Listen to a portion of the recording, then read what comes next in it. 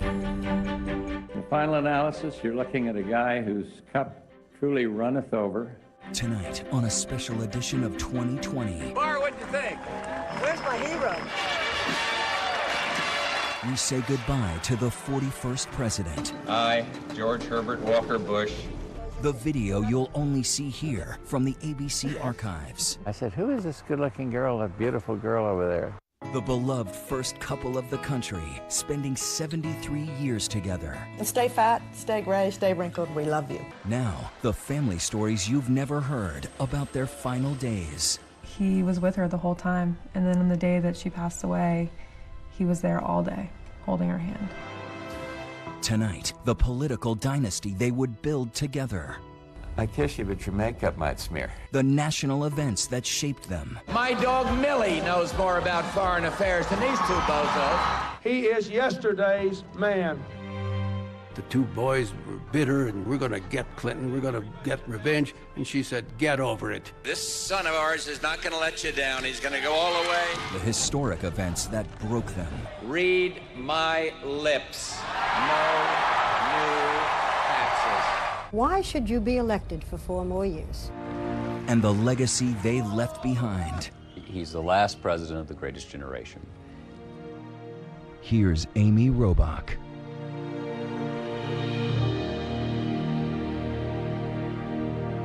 I, George Herbert Walker Bush, do solemnly swear. I've been very blessed when you look around and compared life to others, how lucky we've been. But you must feel responsibility to others. You must believe in serving others. I think that's a fundamental tenet of my life. George Herbert Walker Bush was really fundamentally a patriot. He believed in America, and he believed in the ideals of America. Congratulations. And it didn't matter whether you were a Republican or a Democrat or a liberal or conservative, he was decent to you. Bush was a throwback to what the old Republican Party used to be. President Bush's legacy as a human will be one of great decency and devotion to country and family. Also part of that legacy, his deep bond with his companion of 73 years, former First Lady Barbara Bush. Throughout their marriage, the longest in presidential history, the pair had been virtually inseparable. Barbara Bush was a partner in everything her husband did and vice versa. She said, I would have followed George Bush anywhere. Would you describe Barbara Bush for me? Careful. Inside or out? Any way you want. Inside. A kind and strong and a loving person whose priorities are family, her garden, her faith, and will emerge, no matter what we do after this, happy. I like the picture. Would you describe George Bush for us? Well, I'd like to say ditto. Everything he just said. No, I think very funny, George is. Very warm, very wise, very caring, I would put faith as a very important part of George's life, family, and friends. Loyal, he's good. My grandfather was with my grandmother while she was sick during her last days. And then on the day that she passed away, he was there all day, holding her hand.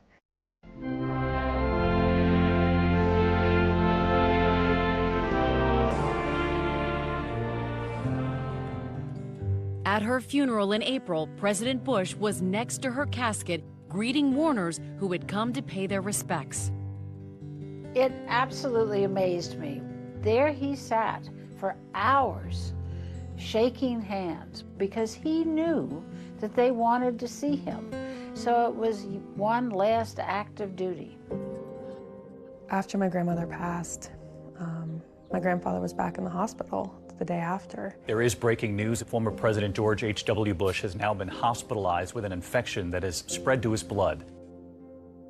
I just remember talking with my mom and my family members and just saying, we just need to get him to Maine, because that's really where his heart is. And that is where he went, to his beloved home in Kennebunkport, Maine.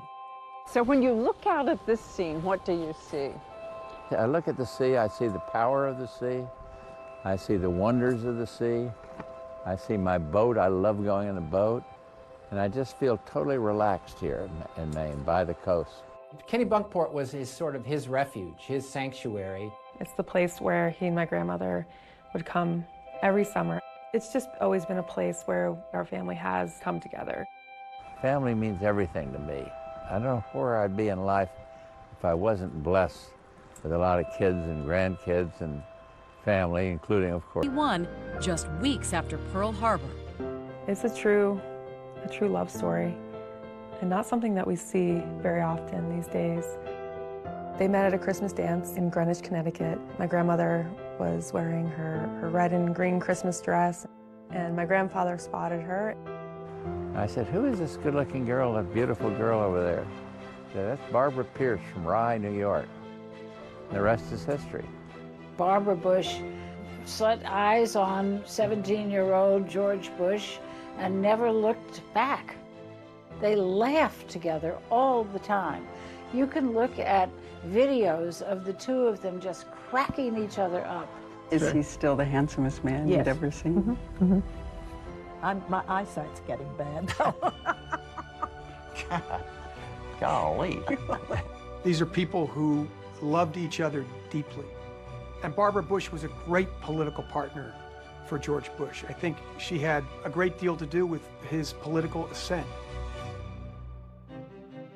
Coming up next, during that meteoric rise, tragedy strikes. My grandparents suffered the worst thing that a young couple can endure. Stay with us.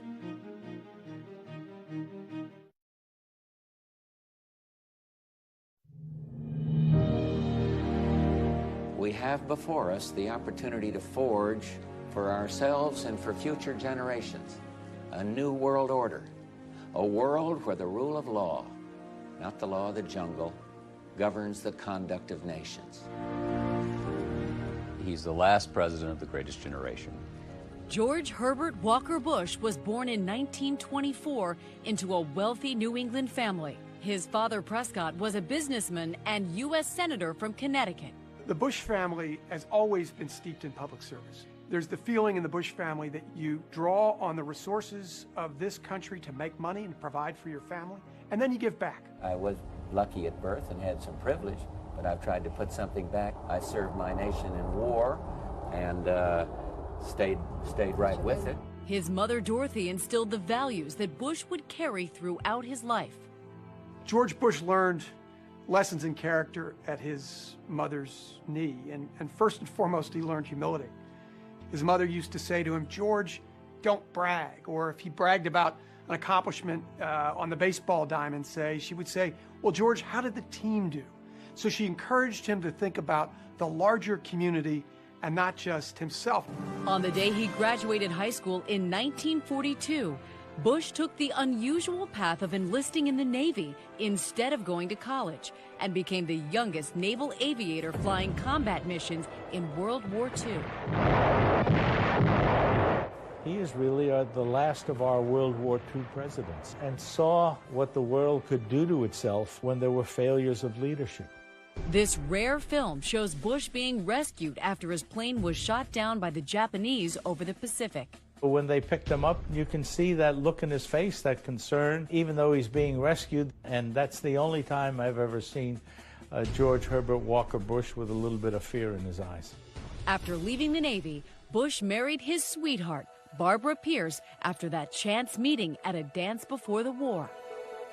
Their first child, George, was born while Bush attended his father's alma mater, Yale University. But George H.W. Bush was determined not to follow too closely in his father's footsteps. He wanted to go west, traveled out to Texas, to Midland, Texas, with Barbara and a couple of the kids. He told me once, he said, I got in my car, I drove out west, and I never looked back. But the young couple suffered a tragic blow when their daughter Robin died of leukemia just shy of her 4th birthday. Barbara Bush's hair turned white from that experience when she was 28 years old. Do you ever get over that? No. You don't get over it. It's very hard to talk about her. I know, even now, after all these years. But it makes everybody more valuable. George Bush and I love every single living human more because of Robin. My grandmother, in her final days, was at peace with dying, and she knew she was going to heaven and would be with Robin. And my grandfather, too, we knew that when he passed, he would go be with my grandmother and with Robin. So as much as it hurts to lose them, it's been reassuring to know that they're all together. After making his fortune in the oil business in Texas, George Bush turned his sights to politics, Barbara and their children campaigning by his side.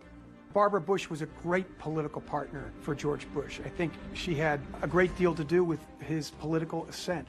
Bush had been a two-term congressman when, in 1971, President Richard Nixon appointed him ambassador to the United Nations. He was director of the CIA and even served as a diplomat in China during the Ford administration. He saw China burgeoning, so he got to see this fledgling powerhouse at a very nascent time in its development. And I think that was an incredibly important diplomatic experience for George Bush. And the next president of the United States, Judge Bush. Bush decided to make a run for president in the 1980 election. He faced formidable competition for the Republican nomination: senators, congressmen, and the governor of California, Ronald Reagan. George Bush and Ronald Reagan had a very vigorous campaign against each other, where George Bush famously dubbed Ronald Reagan's economic plan voodoo economics, and that caused some bad blood between the two men. This type of what I call a voodoo economic policy, it just isn't going to work. But after a hard-fought battle for the nomination, Reagan tapped George Bush to be his vice president. The Reagan-Bush ticket won by a landslide. And the 21-gun salute roars out for President Reagan. Just 2 months into his term, an attempt was made on President Reagan's life. Vice President Bush is credited for his measured response to the crisis as he raced to the White House as Reagan went into surgery. His arrival was very classy. We discussed about bringing him directly into the White House lawn from Andrews Air Force Base. And Bush vetoes that idea. And when asked why, he said, because only the president lands on South Lawn. And I think Ronald Reagan appreciated that. And the two became very good friends. Bush crisscrossed the globe representing the United States. George Bush traveled to 75 or so countries during the course of the presidency. And Reagan would draw on the experiences of George Bush to understand a little bit more about what was happening around the world. After 8 years as Reagan's vice president, Bush decided to make a bid for the presidency. When George Bush was around Reagan as his vice president, he would literally sort of curve his body in deference to Reagan. His speechwriter called it the Episcopal tilt. And he wasn't Reagan. He didn't have Reagan's political skills. He wasn't that good on the stump. So we needed a hook. My opponent won't rule out raising taxes. He got this idea of saying, you know, I'll just promise not to raise taxes. Read my lips. No new taxes. Read my lips. No new taxes. He did it to get elected. He thought he had to consolidate the conservative base. Bush defeated Democrat Michael Dukakis, and while it wasn't a landslide like Reagan's elections, on January 20th, 1989, he was sworn in as the 41st President of the United States. I, George Herbert Walker Bush, do solemnly swear that I will faithfully execute the office of President of the United States. Congratulations. Thank you. We live in a peaceful, prosperous time, but we can make it better. For a new breeze is blowing, and a world refreshed by freedom seems reborn. A new president faces a world in turmoil and a campaign promise that threatened to make or break him. What he meant to say was no new taxes for the rich. When we return. Congress says, okay, I'm going to do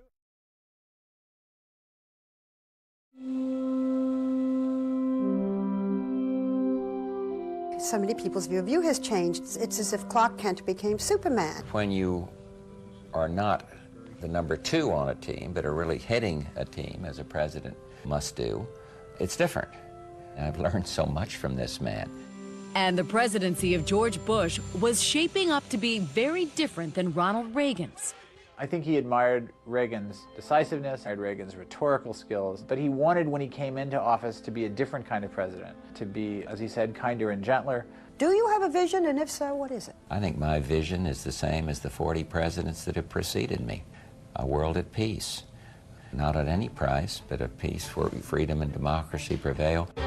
That vision would be tested early in George Bush's presidency during the waning days of the Cold War. Poland has started along an ascending path of democratic change. George Bush was the right man to be in the presidency during the collapse of the Soviet Union.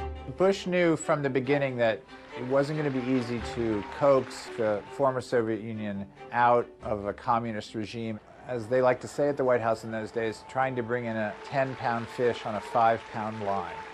As the old Soviet order began to collapse, with it went the Berlin Wall. It mattered enormously that when the Berlin Wall came down in November of 1989, Bush refused to be triumphalist. Didn't crow, didn't dance on the wall, as he put it.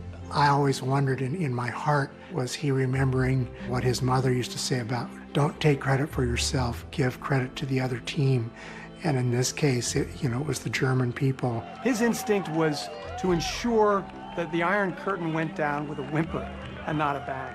That natural humility kicked in, as did his natural diplomatic instincts. Change was in the air all around the world. The tectonic geopolitical plates were shifting. This was a time of remarkable change. You had the Tiananmen Square uprisings in China.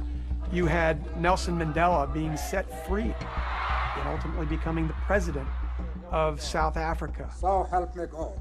These are remarkable times. Diplomatic experience and his 8 years as vice president had honed Bush's foreign policy skills. He frequently reached out to world leaders and would talk to them when there was nothing on the agenda. Just saying, hey, how you doing? Just checking in. How's the family? What's going on? And just establishing that rapport. Just to get to know them better, to engender their trust, so that when he needed them, he could go back to them.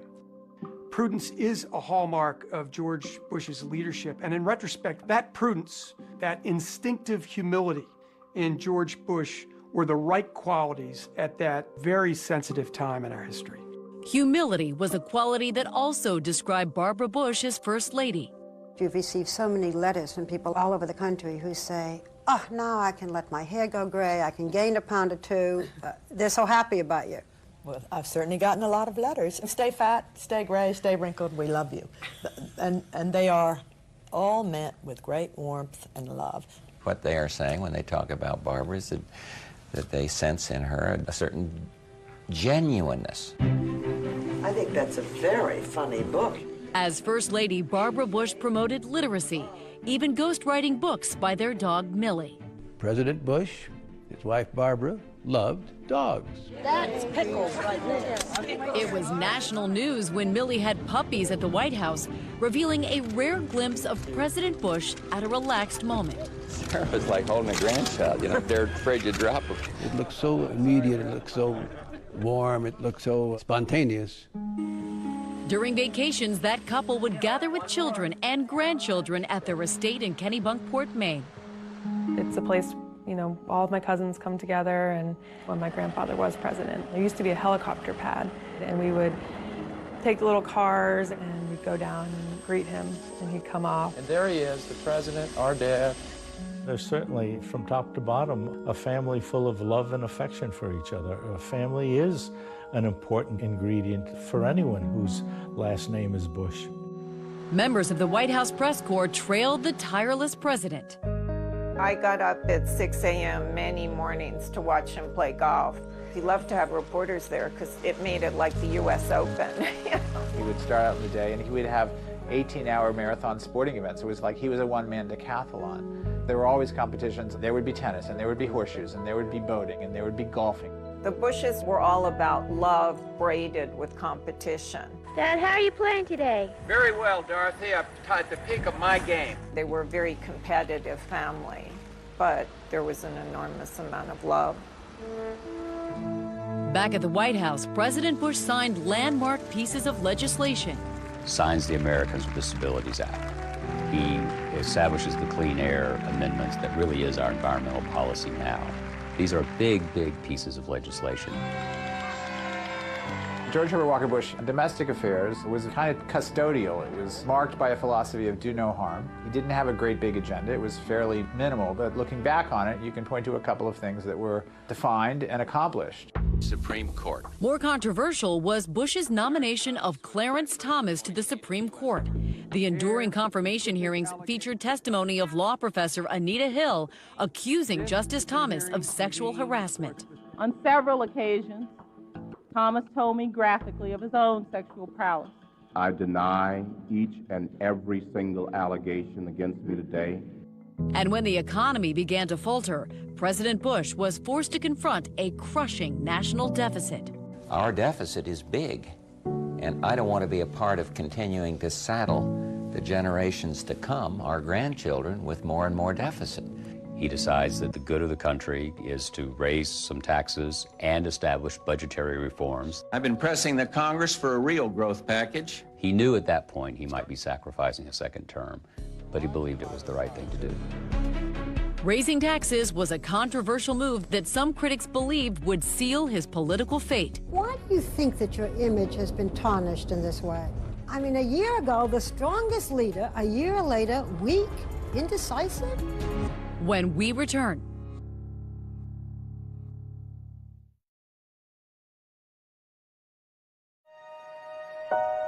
Good evening. There has been a dangerous late-breaking development in the Persian Gulf. August 1990, President George H.W. Bush faced a new challenge, not the culmination of the Cold War, but crisis in the Middle East. There are reports that Iraqi forces have invaded Kuwait. It was an enormous test for George Bush's presidency. He appeared on television getting out of his helicopter heading to the White House. And he famously said, "This will not stand. This will not stand, this aggression against Kuwait. This will not stand."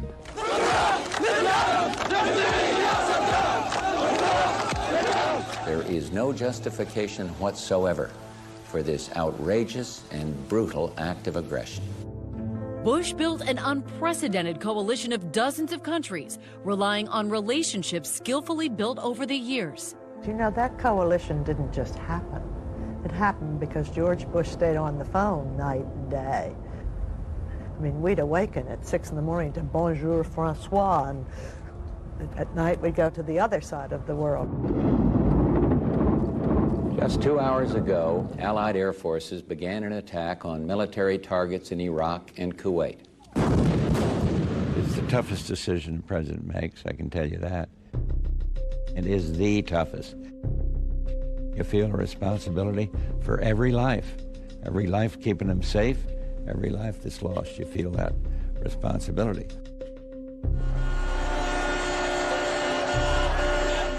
It is a quick, decisive victory. We kicked the Iraqi army out of Kuwait. For years afterwards, people criticized the president. Why didn't you go to Baghdad? Do I like it that Saddam Hussein, this brutal dictator, is still there? No, but it was not our objective to go into downtown Baghdad and put American lives at risk to get Saddam Hussein. 148 American lives were lost in combat, far less than what was feared. The war is considered a military success. Bush's approval ratings skyrocketed. Kuwait is liberated. Iraq's army is defeated. We used force wisely, and we did it in a way that held our casualties to a minimum. He has an approval rating of 89%, one of the highest approval ratings in the history of the presidency. As soon as the confetti from the parades is swept up, Americans go back to worrying about their situation at home. Conservative Republicans increasingly worry that the White House has no clear program to deal with the foundering U.S. economy. He was hit with criticism from all sides right when he was heading into the 1992 re-election campaign. President Bush's approval rating took another beating today, largely because of concern about the economy. Why do you think that your image has been tarnished in this way? I mean, a year ago, the strongest leader, a year later, weak, indecisive? Well, the year ago... Is it just the economy? See, the reason, yes, I think it largely is the economy. And there was that broken promise. Read my lips. No new taxes. It would haunt Bush. I made one compromise on taxes. It didn't have a deleterious effect on the economy, but I think it caused a credibility problem. What he meant to say was, no new taxes for the rich. His opponents in the upcoming presidential race would pounce on the flip-flop. Independent Texas billionaire Ross Perot and young Arkansas Governor Bill Clinton. He is yesterday's man. He offers us no real hope or vision for the future. In 1992, he ran into one of the great political talents in American history.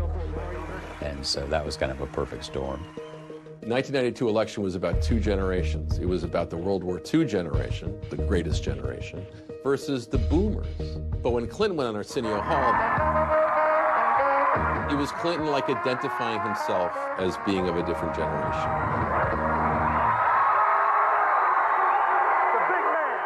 Why should you be elected for 4 more years? Because we've already accomplished big things, and because I don't leave the job unfinished, and I don't quit, and I don't pick up on marbles and go home when the going gets tough, nor should a president. He's the most decent, honest person.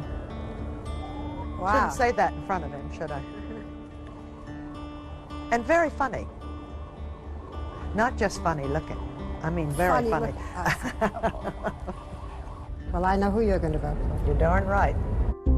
He got elected to do this, then the Congress... But there are missteps in the campaign.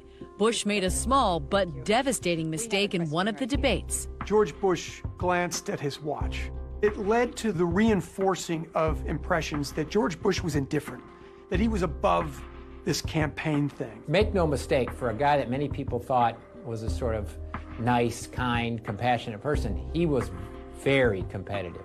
My dog Millie knows more about foreign affairs than these two bozos. November 1992, to Bush's shock and dismay, Bill Clinton won the election. In Bush's diary, he wrote, "It's hurt, hurt, hurt." I just had a great feeling of letting down a lot of people that worked for me, a lot of work for our administration. It was just disappointing. It was very disappointing. So we will get behind this new president and wish him well. George Bush, again, always his mother's son, was gracious in defeat. That was an inherent quality in George Bush. Grace, dignity, class. And humor. He would even invite a special guest to the White House to boost staff morale, comedian Dana Carvey, who lampooned him on Saturday Night Live. Tomorrow is Earth Day. Environment, a difficult problem. Gotta be prudent. The way to do the president is to start out with Mr. Rogers. It's a beautiful day in the neighborhood. Then you add a little John Wayne. Here we go. Let's go over the ridge. You put them together. You got George Herbert Walker Bush. I think that's just a remarkable reflection of his ability to poke fun at himself.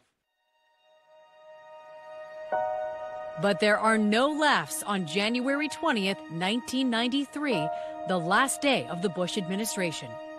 I took a photo of him in bed. This was going to be the last couple of hours that he was president. And it was a sad day when they had to essentially give the keys to the next family. Time to say goodbye, but not for long. Little did they know that they would be back 8 years later when their son became president. This son of ours is not going to let you down. He's going to go all the way and serve with great honor all the way. Stay with us.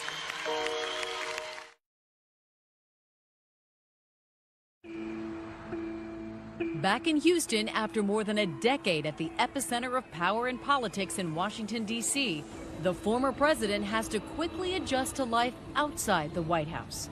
Well, this is the first minute of the beginning of our new life, and now it's back to the real world for the Bushes. The next morning when he woke up, Barbara Bush said, "George, from now on you got to get up and make your own coffee." That was his first step back into being Mr. George Bush, former President of the United States. The Bushes were determined not to dwell on the loss. Did he want to be president? Absolutely. But the times were against us. You do what you can, and then you move on. And there are a lot of things we want to do. Texas is ready for a new generation of leadership, and I will provide it. Their oldest son, George W., running for governor of Texas. I want to thank everybody. And Jeb for governor of Florida. Their father claims he was never interested in preserving his political legacy. George Bush hated the word dynasty. It's smacked of monarchy. But he was proud of his family going into public service. There'd be nothing worse than the father who got defeated running for his second term for president, trying to make something, be something through his son. Would you have wished a political dynasty if you could have chosen? Not for me. But in 2000, the Bushes found themselves again on a presidential election campaign. I swore I would never campaign again. Maybe I should have said, read my lips. This son of ours is not going to let you down. He's going to go all the way and serve with great honor all the way. Just 8 years after his own presidency, a proud father witnessed his son ascend to the same position. I, George Walker Bush, do solemnly swear. To see your son succeed you in the Oval Office, that's an amazing moment and unprecedented, but for John and John Quincy Adams in the 19th century. We just got a report in that there's been some sort of explosion at the World Trade Center. It is a presidency that was quickly tested. 3 days after the September 11th attacks, the bond between father and son was on display after President George W. Bush gave a speech at the National Cathedral. So many have suffered so great a loss, and today we express our nation's sorrow. Then he walked back to the pew, and his father, without looking at his son, just reached over and grabbed his hand. You could see manifest love and loyalty between those two men. The love and loyalty was clear, but less obvious was just how much sway did the former president have over the current one. I think the temptation for folks is to think about George H.W. Bush, who had held the office, schooling his son when he became president. And in fact, that's not what he did at all. We talk on issues, and we talk a lot, but not mostly. It's about family. That remained the case even when the younger Bush went to war with the same dictator as his father, Saddam Hussein. I believe the father understood that his son was headed in the wrong direction. But his son was president of the United States, and he was not going to say, now sit down here, young man, I'm going to tell you what to do. That was not George Herbert Walker Bush. They mismanaged the war, and I think the father wanted to warn him, but the son did not want to hear it. Tonight, the president faces growing criticism about his handling of the war. Weapons of mass destruction have yet to be found. The new round of criticism for President Bush. Recently, Bush Sr. revealed to biographer John Meacham his private concerns at the time. He didn't like the axis of evil talk. An axis of evil, arming to threaten the peace of the world. He held Cheney and Rumsfeld to some degree responsible for it. But he did tell me, ultimately, it's the president's fault. But publicly, the former president stayed removed from politics. And as part of that exclusive club of ex-presidents, he forged a surprising new friendship. In 2004, a tsunami ripped through Southeast Asia. Terrible, terrible disaster in South Asia. George W. Bush tapped his father and his father's opponent in 1992, Bill Clinton, to represent the United States. We come to you not as presidents, but as two private citizens. And the two remarkably became friends. The Bush family would tell you that they almost adopted Bill Clinton. They started calling him bro or brother from another mother. I think it sent a good sign across the country because you run against somebody that make you an enemy. The Bush's post-presidential life was devoted to philanthropy, with a focus on literacy, volunteerism, and cancer research in honor of their daughter, Robin. One of his Secret Service agents children was diagnosed with cancer. And some of the Secret Service agents shaved their heads in solidarity. And my grandfather was like, well, I want to do that. He shaved his head, so that's just exactly the kind of guy that Gampy is. And of course, his main focus was on his family. My grandfather's always liked to be around younger people because I think it keeps him young at heart. So young at heart that at age 75, he decided to celebrate his birthday by skydiving. The Army is not happy with this idea. You know, the last thing you want to do is have your president jump out of an airplane, and he did it several times, and he had a ball. That's him. I want the people, American people, to understand that just because you're old, that doesn't mean you can't do things in life. And I hope it inspires other people to get out the front door and mow the lawn or go and play shuffleboard. When I landed on the sands and I said, Barbara, bursting with pride, what do you think? Bar, what'd you think? She said, I haven't seen a free fall like that since the '92 election. That is not true. What's what you were thinking? I wish I'd thought of it, though. Coming up, one last political standoff. Jeb Bush is a low-energy person. There were reports that President Bush was throwing a shoe at the TV set when Trump was on. Stay with us.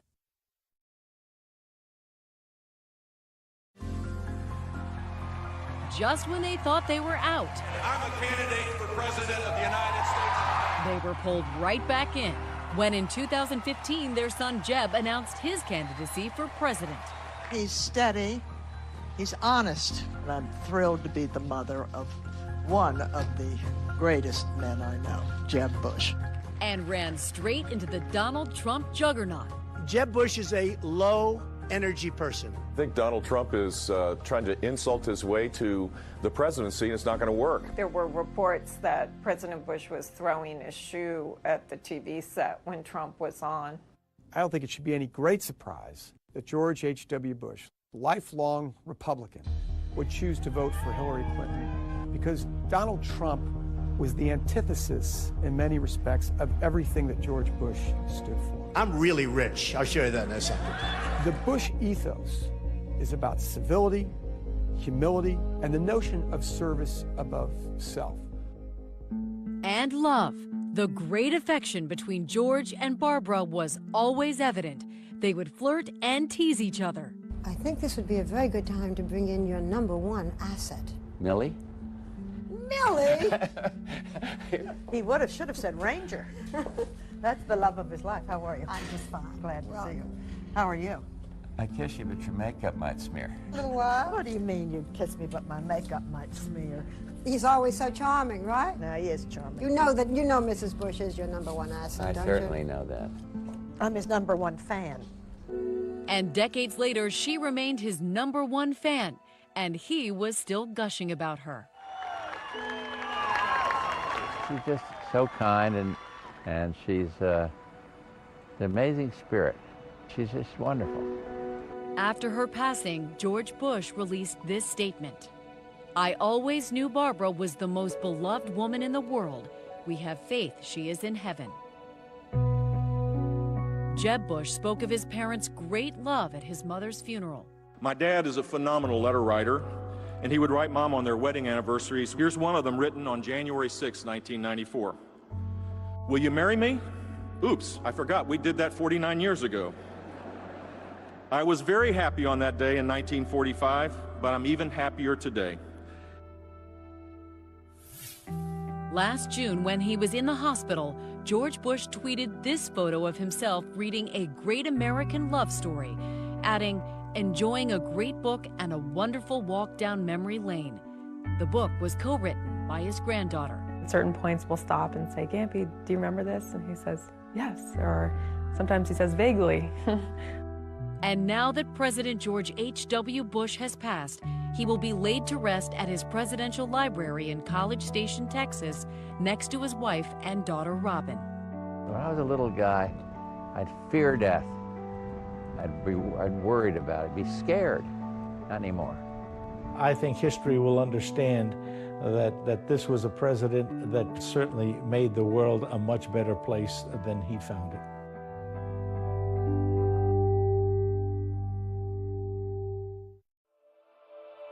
An all-new 2020 starts right now.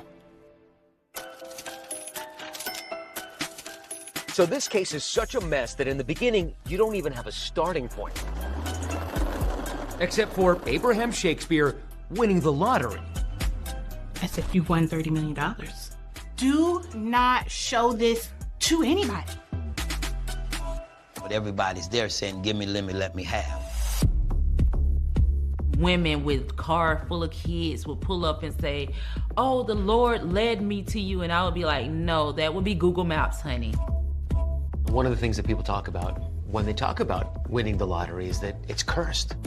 I really would like my old life back where I could walk the streets like a normal person. But then all of a sudden, things go silent. And nobody knows where Abraham Shakespeare is. Hey, have you heard from Abe? No, I haven't heard from him. Have you seen him? No, I haven't seen him either. A lot of people says, well, I think he took his money and wants to get away from all this. So how many people in Polk County owed Abe Shakespeare money? Over 20, maybe close to 40. There are all these people with this web of connections to Abraham Shakespeare, and any one of them might be someone who has a motive to see him dead.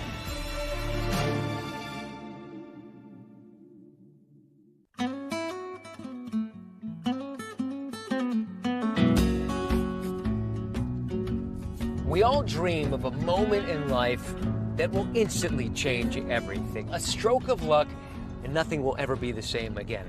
That's exactly what happened to a man with the name you will never forget, Abraham Shakespeare. While Abraham Shakespeare was on a trucking route with his colleague, Michael Ford, they stopped at a convenience store. Mike Ford, who's the driver, says, you need anything? Abraham, who's staying in the truck, says, yeah, give me 2 quick picks. Right here at this gas station in a town with a name you just can't make up, Frostproof, Florida. 1 stop, 2 quick pick lottery tickets, one of which would change his life forever. A jackpot worth $30 million. Hello, Florida. It's Wednesday, November 15th. New York tonight's winning numbers, 12. When Abe realized he'd won the lottery, he wasn't even sure it was real. So he brought the ticket to his cousin, Ashley McMillan. I looked up at him, and I looked at the ticket again, and I looked up at him.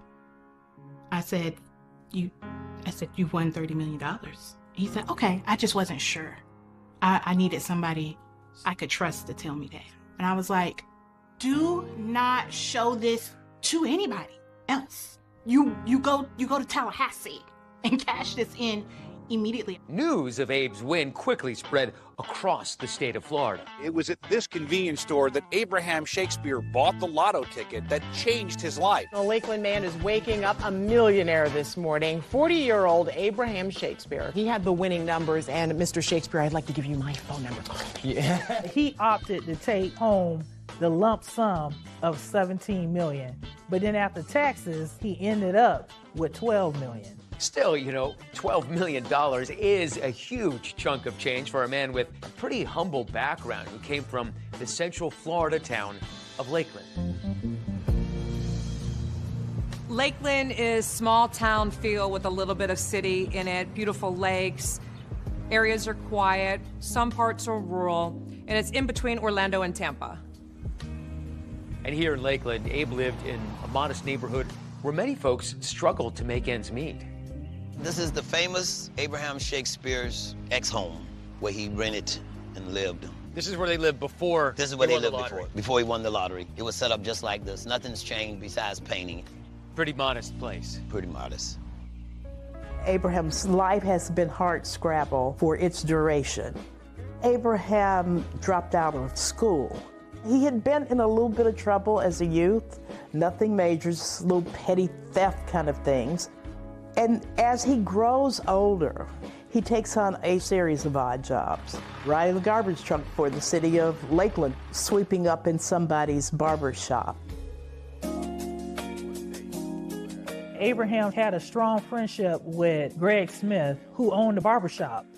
He was working at my barber shop as a cleanup guy, sweeping up and mopping floors. He was a less fortunate person, so let him work, get paid, or buy him something to eat. Abraham was an easygoing person. He took life just as it came. What kind of guy was he? He was a humble guy. Humble, respectful. You know, I mean, he wasn't a hard ass. He was a good dude. He didn't smoke, he didn't drink, he didn't do dope. He was just trying to survive, trying to make it in the world as most people do, but without being in the limelight of problems and trouble. Even though he didn't have a whole lot, he was very content.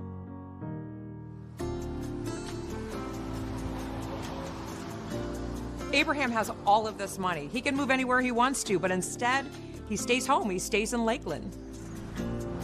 I think to a lot of people's surprise, Abraham did not go buck wild, as they say, when he got his money. He didn't overindulge. Abraham says, I want to buy a car. So off me and Abraham went to the car dealership. And Abraham walks up on this particular car and he liked it. And I'm like, yeah, Abraham, that's nice, but you know, it's a used car. Used or whatever, it was a gem to him. He said he would go to Denny's to eat breakfast.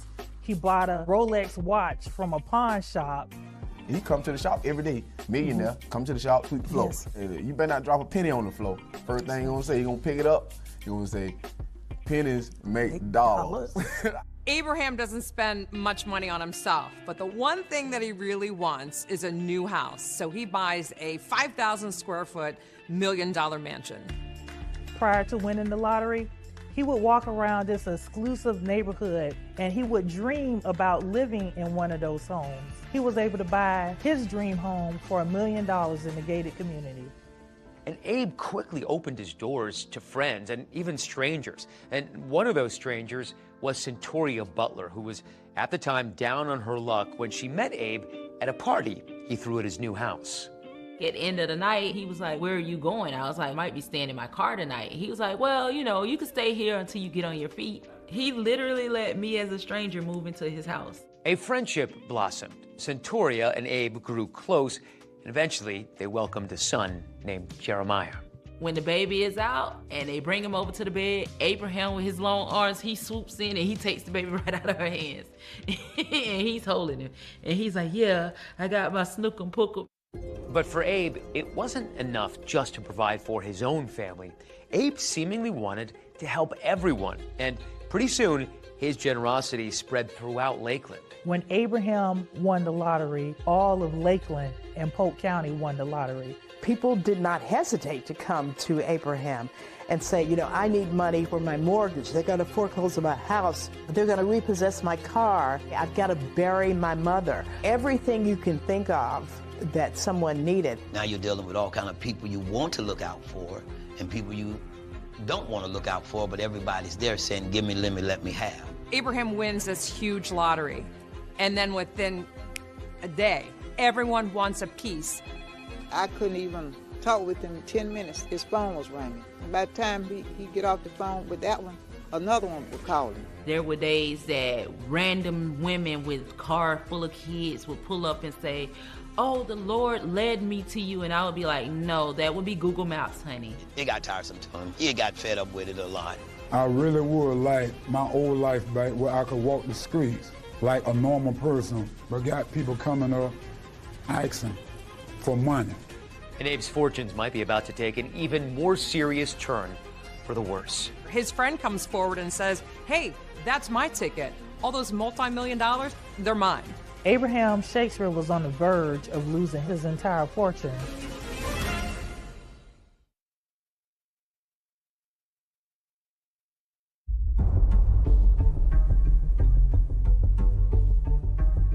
When Abe Shakespeare moved into that gated community, he was stepping into his life of luxury as a recent lottery winner. But those gates still couldn't keep people out.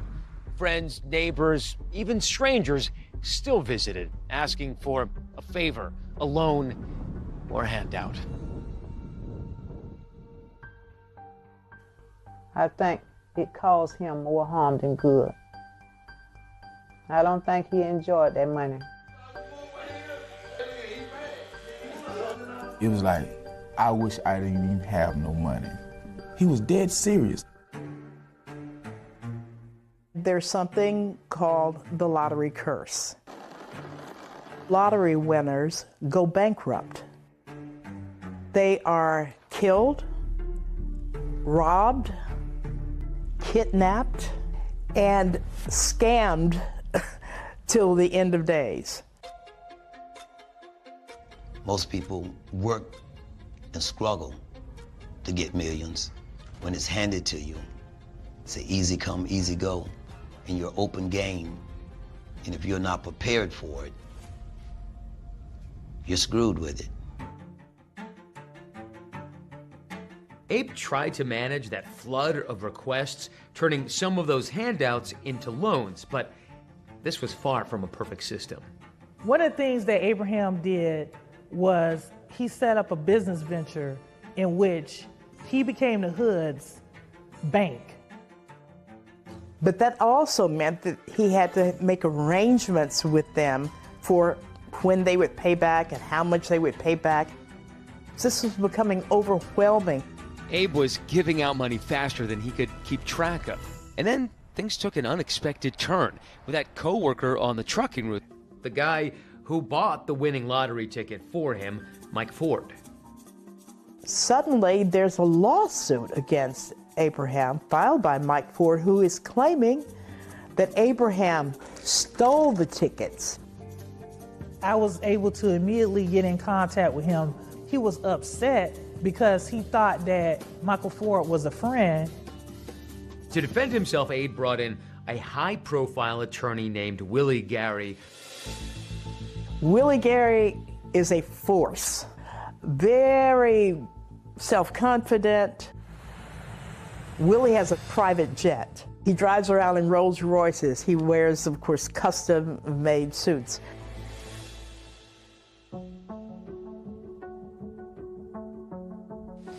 Please be seated, ladies and gentlemen. Mike Ford's claim was that Abraham had gone into his wallet, had taken the lottery ticket. Abraham denies that he ever stole that ticket. In response to the lawsuit, Abe alleged it was never about a stolen ticket. It was about a demand for $1 million. Abe's claim was that Mike basically went to him saying, hey, I want $1 million. And Abraham said, I'm not giving you any money.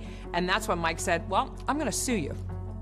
Ford has a different account. He says that when he asked Abraham about the ticket, Abe offered him $1 million, but later refused to pay, saying Ford couldn't prove the ticket was his. Ford versus Shakespeare was a 5-day trial. Michael Ford did his best to present his case, but the jury only took an hour to find against him. It was a battle over millions in that courthouse, but in the end, he got to keep all of his money. And then he met someone. He met someone who promised to help him, who promised to protect his fortune, to secure his future. Was Abe's luck finally turning around? A woman named Doris Moore, they called her Dee Dee, Florida-born, very ambitious, pretty smart. She comes along.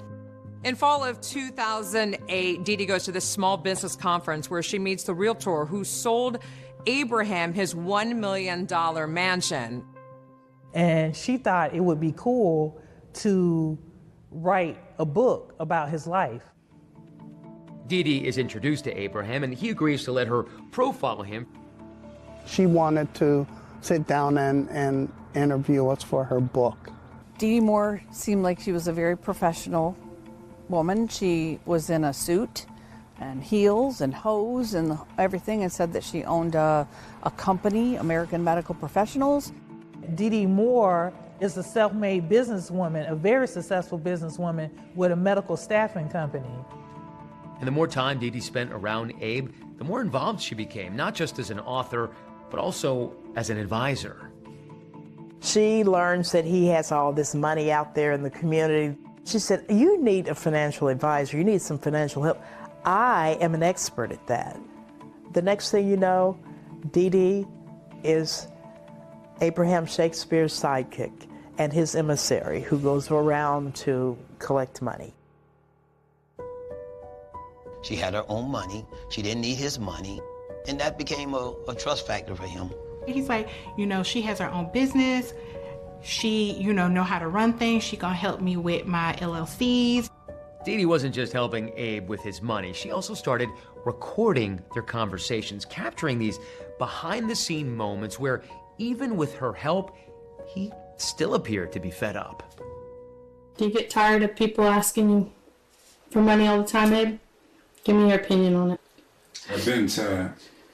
A year ago.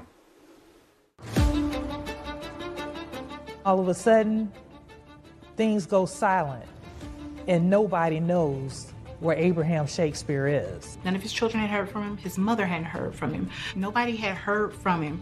And just like that, Abraham Shakespeare disappeared. No calls, no goodbyes, not a word to the people he loved. It was like he vanished into thin air.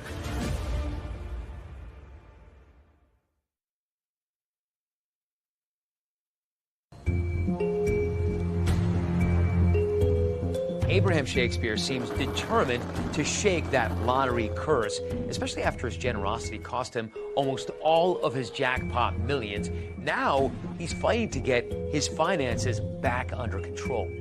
Everything was well, and then it got quiet all of a sudden.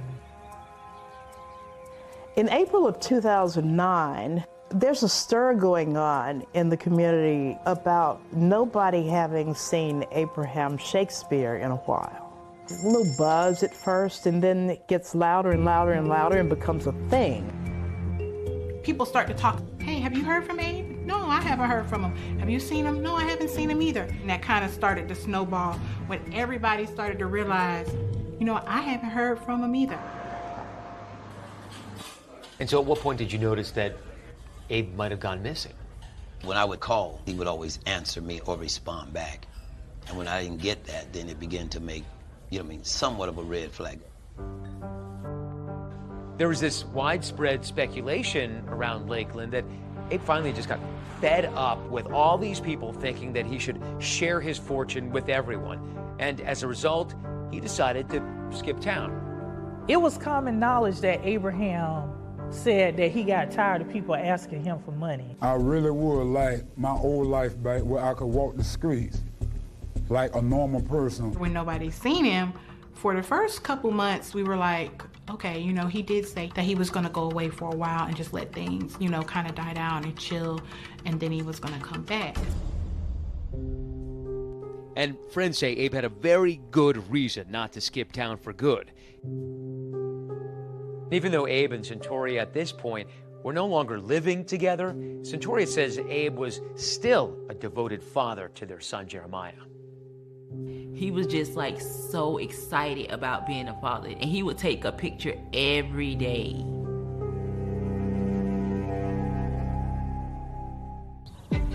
Finally, in November of 2009, almost 6 months since Abe disappeared, Abe's cousin, Cedric Edom, decides to file a missing persons report at the Polk County Sheriff's Office. Abraham's cousin, Cedric Edom, reported him missing to our missing persons unit, and that's where the whole investigation started. But the investigation gets off to a slow start. Lots of people are still convinced that there's an innocent explanation for Abe's disappearance.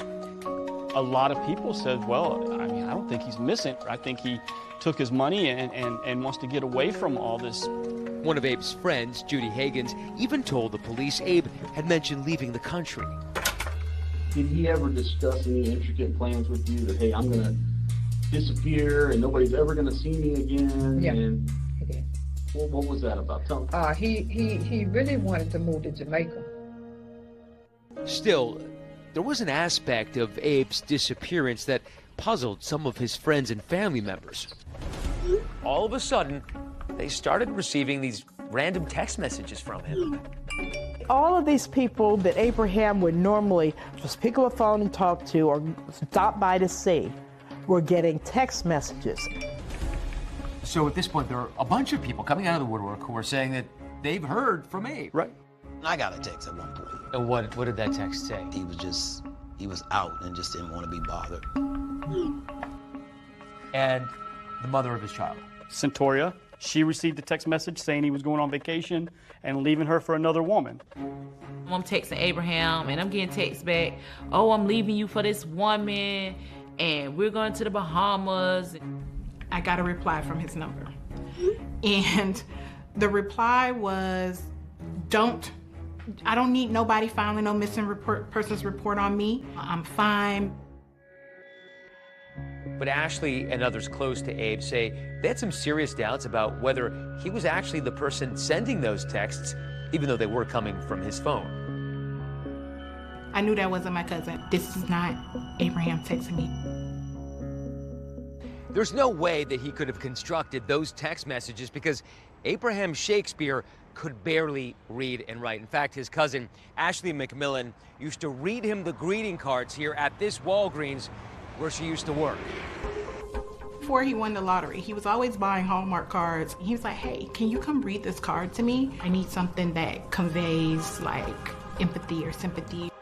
I asked him one time, I was, why can't you just read the card? And he looked at me, dead square in the face, and was like, I cannot read.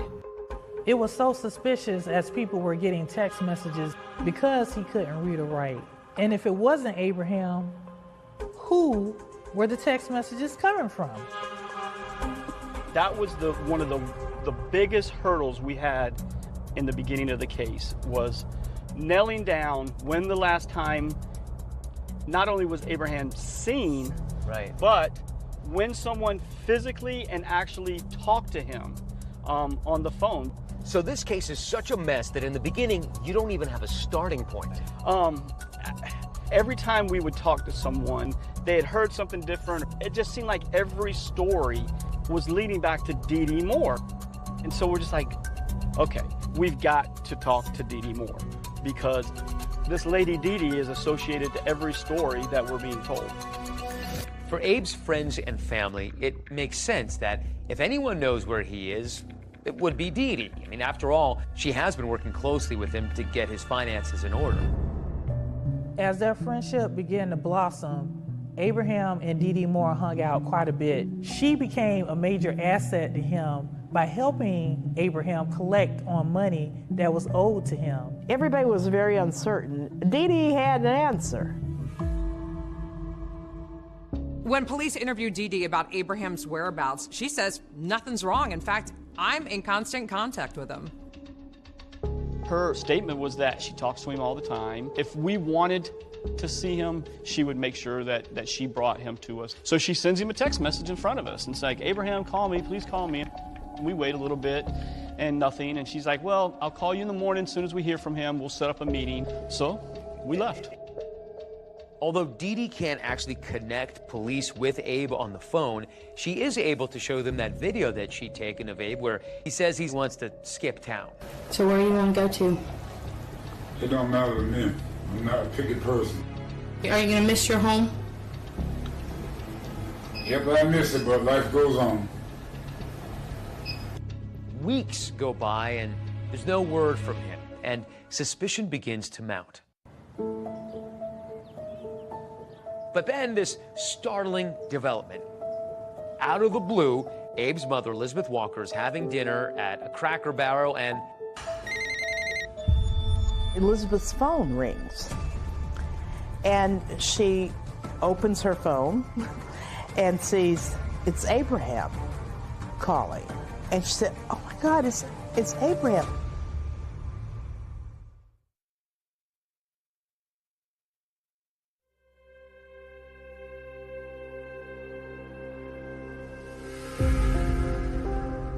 Abraham Shakespeare is reported missing on November 9th. Most of his friends and family say they have not seen him or heard his voice since April. Is there a chance at this point in the investigation that Abe Shakespeare might just turn up somewhere? I think we thought that was a real true possibility.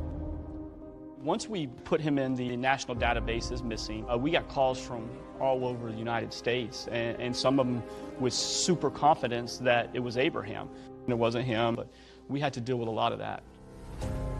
With all of these empty leads, investigators are now looking at other angles. So there's a whole pool of potential individuals that you could look at with some sort of motive if his disappearance did, result in foul play.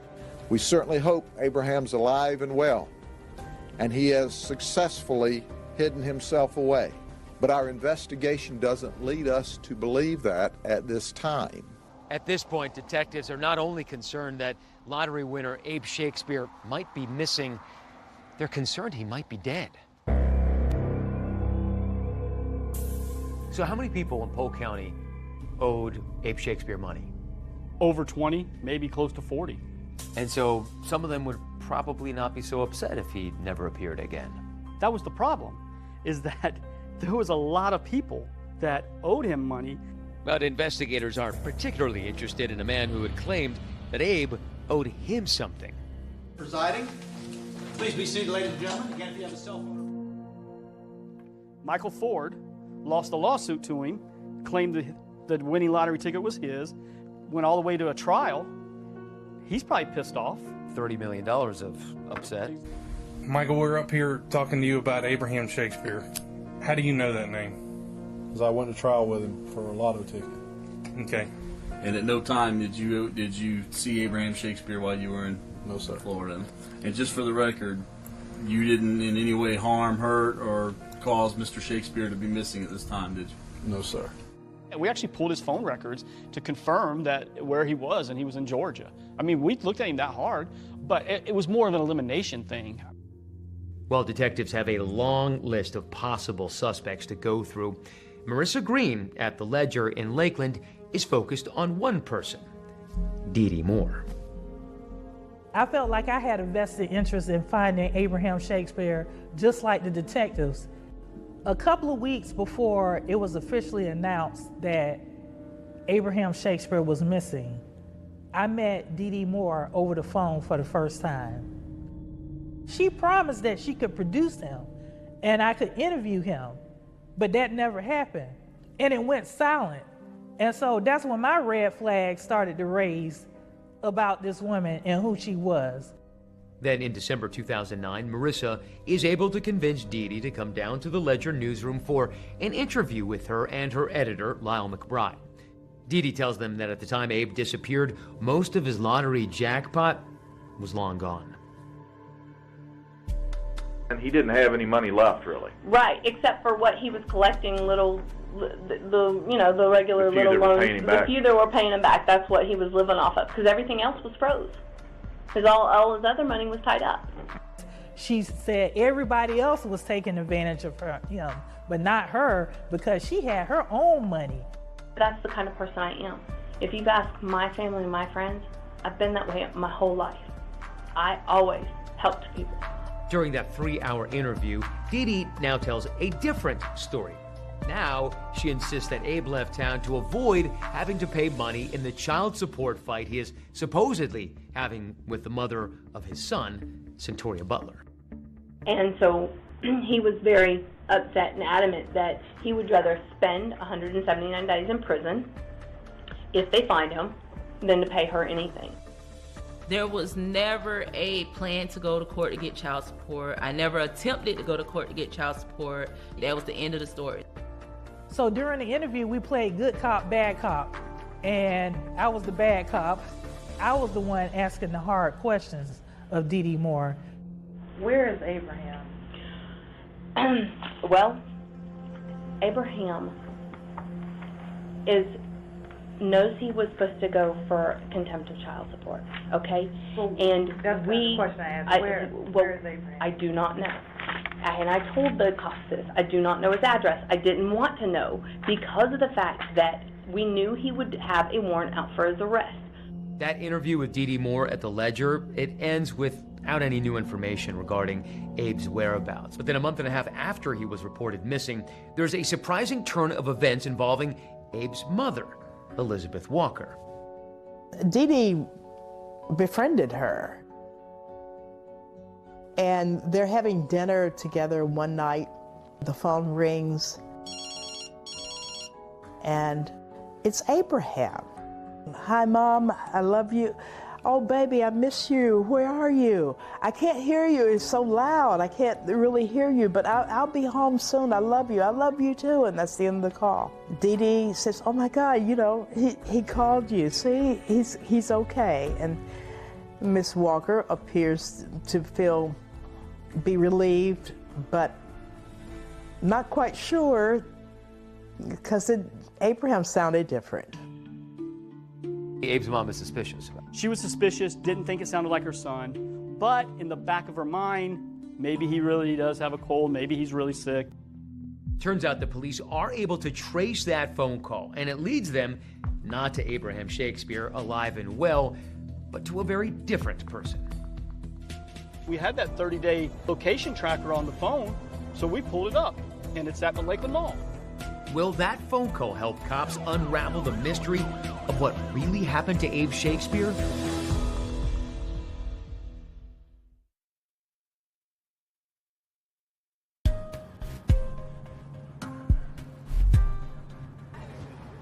Three weeks after Abe Shakespeare's disappearance is reported to police, the full attention of investigators is now on Dee Dee Moore. She was supposed to have been his financial savior, but they've discovered that she has taken over his lottery fortune. What did you see when you looked into his finances? Abraham didn't have access to a penny of his money. Dee Dee had not only taken over all of his banking accounts, she had transferred money out of the banking accounts. Dee Dee tells Abraham that for his benefit, he needs to sign over his assets, and so that she can have control of those assets. That's the way she can protect him from anybody coming after him for any money. She was now living in his house. I couldn't believe it. I'm like, what would make her want to live in this man's house? Once we were going deep into the investigation, we tried to find out everything we could about Dee Dee, and we found out, you know, she wasn't who she portrayed herself to be. Dee Dee Moore's got a checkered past. She's been in trouble with the law before. She's no angel. After graduating from Plant City High School in Florida, Dee Dee was eventually able to start up that medical staffing company. But she had her share of run-ins with the law, a no-contest plea for petty theft in 1999, and a guilty plea for check fraud back in 2002.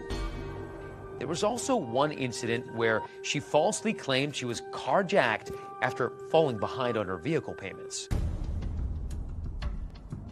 So she drives the SUV down a dark country road one night, and two Latino men, this is her story, hijack her SUV, tie her up, rape her, beat her, and throw her on the side of the road, and take off with the SUV.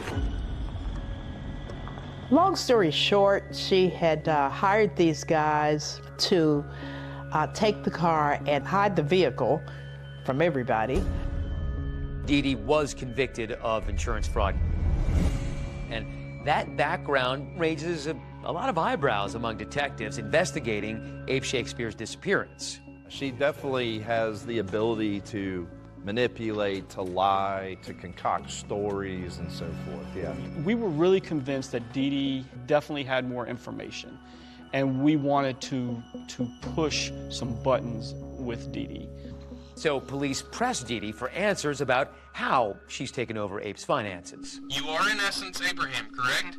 Yes. But my point in all of this is all of these people plus all of the real estate comes up to how much?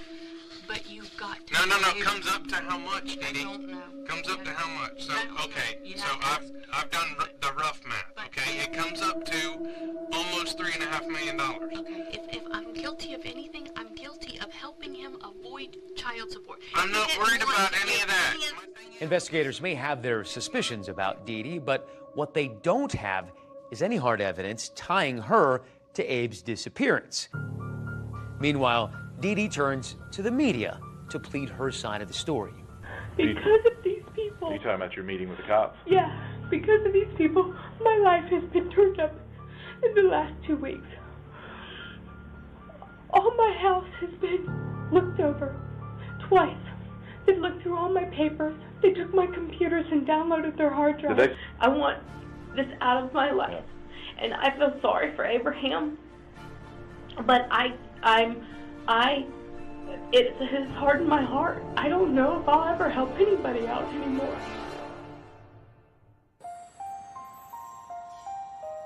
Then 8.5 months after Abe's disappearance and just a couple of days after Christmas, there's a development that sends this case in a dramatic new direction. The thing that really turns the case was when Elizabeth Walker got that call from her long missing son. Dee Dee Moore was at dinner with Elizabeth Walker when Abraham called. Abraham's mother called me, and she's like, Detective Clark, Abraham called me and told me Merry Christmas and that he's okay. But she said, it didn't really sound like my son. And I said, what number did that call come from? And she's like, it said private. It didn't take long for them to look at phone records. Investigators quickly learned two very critical pieces of information. First, that number is not Abraham Shakespeare's. Second, someone with that phone itself is located very close by, a local mall. So they rush to that local mall to figure out who it is. And incredibly, at almost the same moment they drive in, so does Dee Dee Moore. And then in drives Dee Dee. It's like a gift from God dropped to us. Crazy. We watch her get out, meet with this guy, hand him a wad of cash. And this was just, stinking the high heavens. They talk for a minute, she gets in her car, and she drives away to the north, and this car with this gentleman in it drives away to the south. So we get behind the car, we're following it, and we're like, let's stop it. We go to stop the car. So I just jump out, I go to the guy and I go, you can either park your car, get in our car and come with us, or we're gonna try to put you in prison the rest of your life. And he goes, well, I guess I'm coming with you. The man in the car, the man who got the cash from Dee Dee and who owns the phone that made the call to Abe's mom, he is none other than the friend of Abe's who ran the local barber shop, Greg Smith. Do you know Dee Dee Moore? That's what they asked me. Now I'm thinking to myself, Lord Jesus, what is going on? Did you make a phone call to Abraham's mother? I said, yeah. Well, I make the phone call to his mother, pertaining to be Abraham. I'm supposed to mimic his voice and the way he talked best I can and tell his mom that I'm okay. Said she's gonna pay me $350. I didn't feel right about it, but I thought I was helping Miss Walker feel better because she's been worried about her son. Greg told them then, I think that Abraham is dead. They said, we think so too. And they said, we need you to keep meeting with Dee Dee because we think she has something to do with this. And we need you to work for us. And I'm thinking to myself, man, when I needed this man stepped in and helped me. And the reality of what's at stake sinks in for Greg Smith. The light click on, okay, she actually is under investigation for killing Abraham Shakespeare. I was like, I'll do what I can. And so begins an elaborate plot to take down Dee Dee Moore and prove her involvement in Abraham Shakespeare's disappearance. Now, this is going to involve not only an undercover sting, a can of Red Bull, but also a discovery made right in this yard.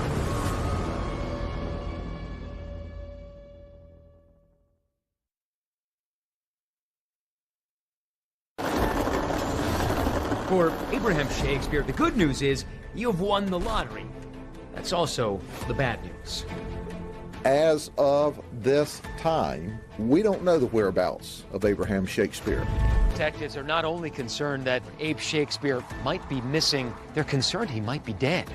We've got to talk to Dee Dee Moore because everybody is bringing her name up. Whatever story they had, everything just kept circling back.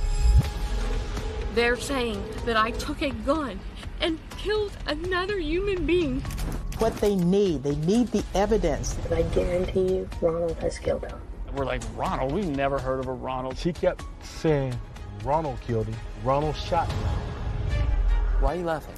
Because a man is dead. He's been murdered. I liked Mickey Mouse and Donald Duck. There are so many things that proves my innocence. Do you understand how listening to you is bewildering? Well, do you understand how listening to you is just, it sounds like a bunch of stupidity? Hello, Florida. It's Wednesday, November 15th, and here are tonight's winning numbers. Abraham Shakespeare won $31 million in the Florida lottery, going from rags to riches. But as happens to so many lottery winners, Abe is besieged by people asking him for some of that cash. I really would like my old life back where I could walk the streets like a normal person, but got people coming up asking for money. Everybody feels that's their opportunity to get paid. But then he suddenly disappears. But no one has seen Shakespeare, including his mother, who's beginning to think the lotto prize may have been a curse. Yeah, I'm just hoping to hear something. There is contact. Family and friends receive text messages from Abraham. In fact, his own mother gets a phone call from Abraham. I answered the phone. I said, hello?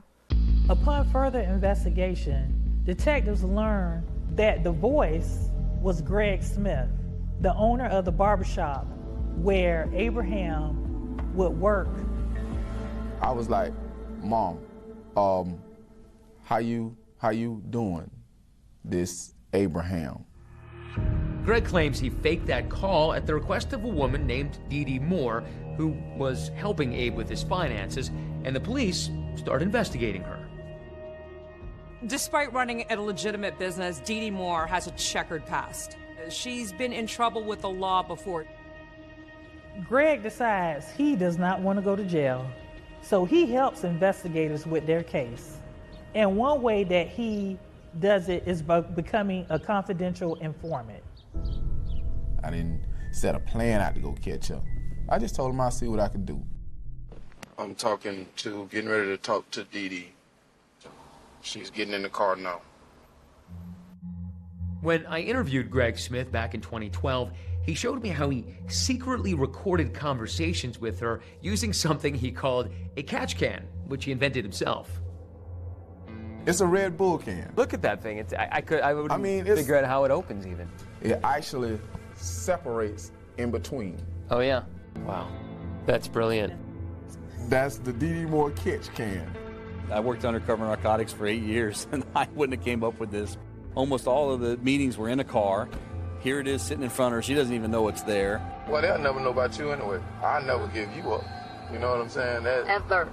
Man, listen, I'm so deep in it with you right now. If you go down, I go down right now. Yeah. It was ingenious, but he even took it a step further. He would be smoking small cigars as they talked. So that she wouldn't get suspicious, he would make it a point to flick ashes on or into the can as they were talking. Pretty simple trick, but it worked good, and it gave us a good recording of the car. I just need some time to get freaking Abraham back. Dee Dee is recorded telling Greg that Abe is alive. After she'd asked Greg to make that fake call to Abe's mom, Dee Dee now asks him to call someone else to continue spreading the news that Abe is okay. Should I say that he talked to his mom? Yeah. Yeah, see, that's gonna make it more convincing. But he told her if she tells anybody, he'll never call back. Okay. You make sure you say that. That sounds a little bit more convincing. Say that if she tells anybody, Abraham told her he would never call back. What's up, Dee Dee? Greg later reports back to her that the call went well. So you tell him, yeah, he's still living? I said, yeah, he's still living. I said, if anybody want to know if he's still living, yeah, he's still living. At one point, the investigation moves to a local hotel where Dee Dee Moore and Greg Smith meet. So Dee Dee and Greg go to the hotel to follow up that fake phone call with a fake letter? Yes, they did. These rooms is expensive. We're listening as they're in the hotel. That's not the same laptop you had, is it? You went and bought that today? Here comes a brand new laptop and a brand new printer. But she is very paranoid now about leaving any traces that can be taken back to her. So she's dressed in full hospital gown, gloves, face mask, hair, so that while she's typing, that none of her DNA gets on the paper or gets on the envelope or anything. She is determined. You will not find any Dee Dee Moore DNA here. Chocolate, I don't want you to show this letter to the cops. I just want you to tell them that it was me. They spent about 2 hours composing this letter to Abe's mother, with Greg offering suggestions to Dee Dee about how Abe would actually talk. And we're down there laughing because Greg's like, no, maybe you should say bro instead of brother. If I had to take this letter here, and I had to read this letter, and I had to understand this letter, the letter is convincing to me. It couldn't have came from you. How do you do it to anybody, but how do you do it to a 70-plus-year-old woman who hasn't seen her son in months? I mean, devious, manipulative, evil. He puts it in the mailbox, he leaves, I take the letter out of the mailbox and put it in evidence. Remember, those close to Abe knew that he could barely read or write. I mean, this is a copy of the letter. Yeah. And for a guy who, even though his name was Shakespeare, I mean, right. He didn't write. This is like 6 or 7 pages. Exactly. I only wrote you just in case you really worried, just in case you can't keep this to yourself and you're really worried about me. Here's a Christmas present to you. The letter is more like a treatise about everything that Abraham would be trying to explain to his mother about why he went away and what hassle he went through once he got all the money, and how sometimes he wishes he didn't have all this money, but that he's doing okay and he's trying to stay away and get his life together. I mean, it went on and on and on for pages. But what Dee Dee Moore does next will remove all doubt Abraham Shakespeare is not okay at all. With a body, I can do a plea deal with him. What do you want? 50 grand. If you do this, you're going to be a very popular person. You're going to be a legend.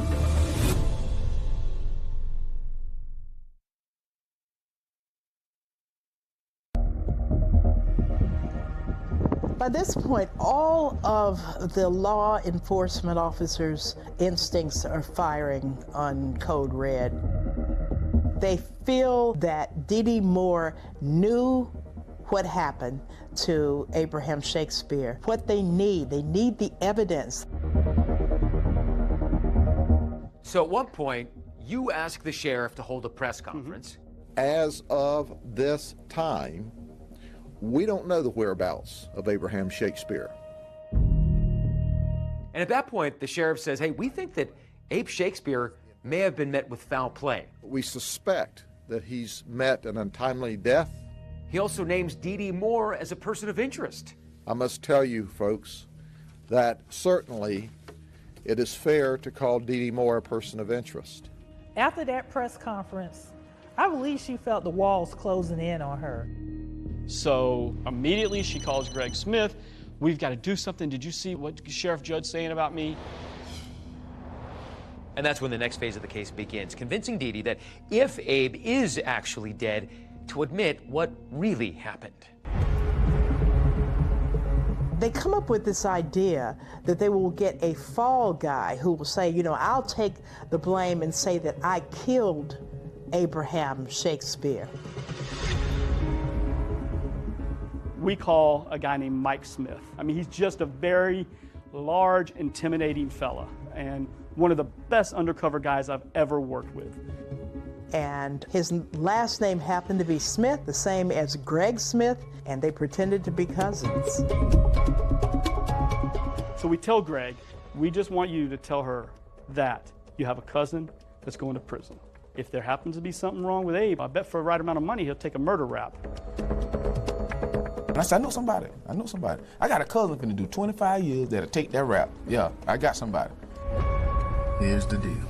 I went and talked to him. He said, okay, I'll do this. When can I help them? She reacted way more than we expected. She immediately says, I want a meeting. I want to meet him as soon as possible. So soon after, they arrange a face-to-face meeting in another parking lot in Lakeland. I pulled in right about this area here. Okay. And parked. She comes over, he jumps in the back seat, she jumps in the front. Hello. Hello. All right, this is my baby right here. You got to take care of her. He introduces us. We talk, small talk, briefly for a couple minutes. Who does she think that you are at this point? At that point, Greg had sold a story to her that I was a drug dealer. I was just a drug dealer. He knew I was just drug dealer. They got busted by the feds that was going away, that was willing to take the rap. Yeah, I'm in over my head. I've never been through nothing like this in my life. The meeting is taking place in a undercover vehicle that we had equipped with listening devices and recording devices. And what was Dee Dee's demeanor like in the car? Was she twitchy? Do you think she was all chipper, just normal. I believe the question was, why would you take the rap? Why would you do that, though, for me? I'm going anyhow. I'm going anyhow. Well, I can tell you, if you do this, you're going to be a very popular person. You're gonna be a legend, and probably on the Oprah show.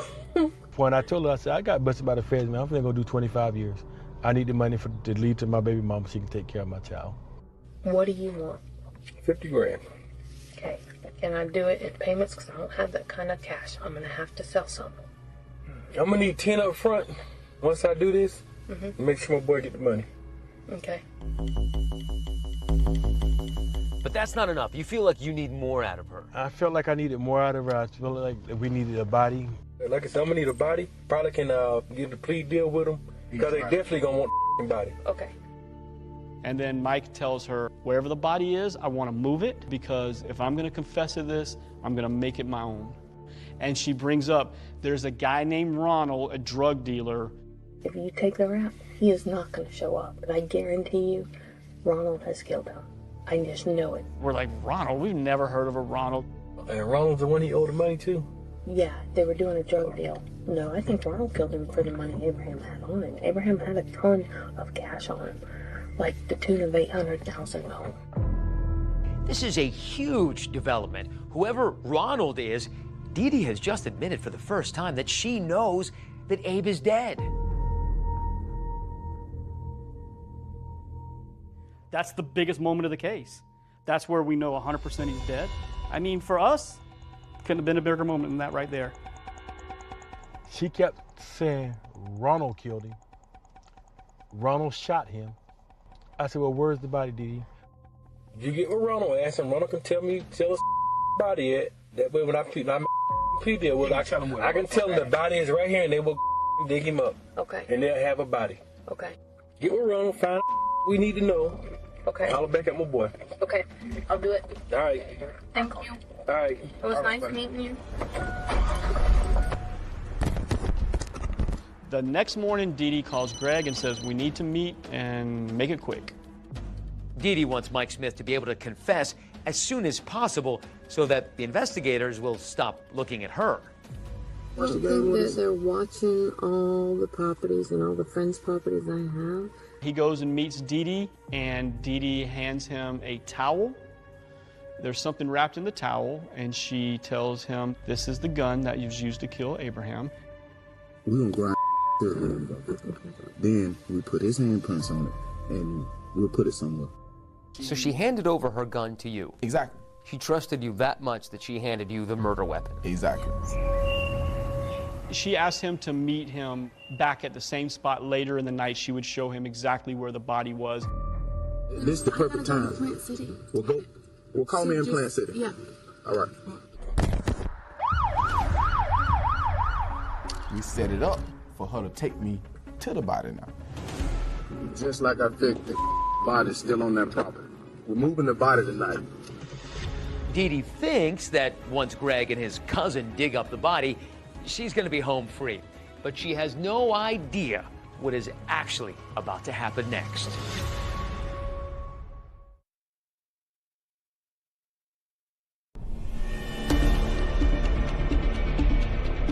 Not long after Dee Dee meets with the man who she believes will take the rap for killing Abe Shakespeare.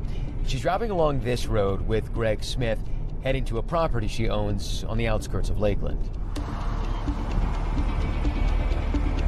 So Highway 60, it's considered a rural area of Hillsborough County. There's a lot of tomato fields, strawberry farms, and so forth. You feel like you're in the country. Dee Dee's property has 2 ranch-style houses that are several yards apart. They parked over in this house. We're just kind of on the side of the road with our lights off. She walks Greg right here. There was a 30-foot by 30-foot concrete slab. Concrete slab in the middle of a field. Yep. And she takes a piece of angle iron and sticks it in the corner of the slab and sticks it down in there and says, dig. Abraham's body's right there. It's right here. It'll be 9 foot. It'll be 9 foot deep. And you're listening to this. You guys must be just going nuts at this point. I think once we heard that, we both look at each other and go, wow, let's just hope this isn't another Dee Dee spin or scam on things. We didn't know if we actually had the body down there or not. As authorities begin this arduous work to uncover what's below ground, they simultaneously set up their next tactic for Dee Dee. A few hours later, investigators have Greg call her again. He says, there's a big problem. When we went to dig up the body, the place was swarming with cops. Dee Dee's response? Meet me at the mall. Greg and Dee Dee then meet when all of a sudden, boom, the cops pull up. They jump out and they bust Greg. I'm sure she's thinking that we're arresting Greg for the murder of Abraham. So she's composed and says she wants to come back and talk to us and let us know some things. Okay, so you get her in here. That's you. That's me. Okay, who is this guy? Gregory Smith. Gregory Smith. That's who I know him as. Okay. Abraham introduced me to him. She first says, hey, I'm glad y'all got that guy, Greg. I think that he's done something to Abraham. Find out what he knows, because he knows where Abraham's at. And so I let her go on for a few minutes, and I said, look, Dee Dee, I got some bad news for you. I think you know where I'm going with this, Dee Dee. The gig is up. Okay? The gig is up. Listen, everything that you've told him, everything you've done, everything is recorded, Dee Dee. Everything is recorded. Finally see her demeanor change. She rests her head on her hand. We talk to him 10 times a day. We know every move you make. We know everything. Dee Dee Moore is caught pretty much red-handed. I want a deal, and I won't give you the person's name. Dee Dee at various times blamed everybody under the sun for killing Abraham. He gave me the name of the person that did it. And here she goes into the whole Ronald, some random drug dealing guy. I honestly don't know the guy's name. I know him by Ronald. So it's Greg Smith, it's Ronald, it's Mike Smith, the undercover. The undercover, it's her son, it's Cedric Edom. Everybody else. Crazy, crazy. Police say there is zero evidence that any of those people were actually involved. Dee Dee, you've said so many things you can't even keep your head straight. Okay, well, listen. Who shot Abraham? You know who. No. Who shot Abraham? You know who shot him. Authorities allow her to leave because without a body, they didn't have a case to arrest her. Meantime, back at Dee Dee's property in Plant City, a team has assembled to attempt to find the evidence they need to actually arrest her. We're talking probably 30, maybe 40 folks. This is definitely not a run-of-the-mill scene. The concrete slab was like a 900 square foot tombstone. We've got a 30 by 30, 9-inch thick concrete slab that we've got to bust up. On day one, there was nothing found. They kept digging and digging. This is a painstaking task. This is 2 inches at a time, sifting through everything. This was almost an archaeological dig here. It was. I mean, every quadrant, everything, just so we didn't miss anything. And at a point, once we hit about 9 feet, we started to uncover what appeared to be human remains. You were able to look at this corpse, and you knew it was Abraham. You didn't need I DNA? didn't need fingerprints. I didn't need DNA. I mean, of course we did that, but I looked, and there's Abraham. Investigators from Polk and Hillsborough counties announced a discovery tonight. We have recovered human remains. The media was doing a stakeout to try to get reaction from Dee Dee. And she drives by in a truck, rolls her window down. I'm only coming out because the media will not leave. And it develops into kind of an impromptu news conference. They're saying that I took a gun, put it up, and killed another human being, and I would never, ever do that. But the very next day... Hey, Dee Dee, they're calling you a murderer. Are you a murderer? No. Doris Dee Dee Moore denied any involvement in Abraham Shakespeare's murder as she was led into a deputy's car tonight. It was shocking. Here's someone who was supposed to be helping this guy with his money, and now she's the one charged with his murder. By the time we presented to the grand jury, she had provided the murder weapon, the bodies behind one of her houses. It's at the bottom, $1 million. Dee Dee Moore was indicted for first-degree murder, premeditated murder of Abraham Shakespeare. Dee Dee pleads not guilty, and when her trial starts... As the now dark-dressed and dressed in yellow defendant took copious notes, lawyers from both sides made their opening arguments to the jury of 8 men and 4 women. There's one big question. Will a jury believe her defense that she was actually a victim herself of the person she claims killed Abe?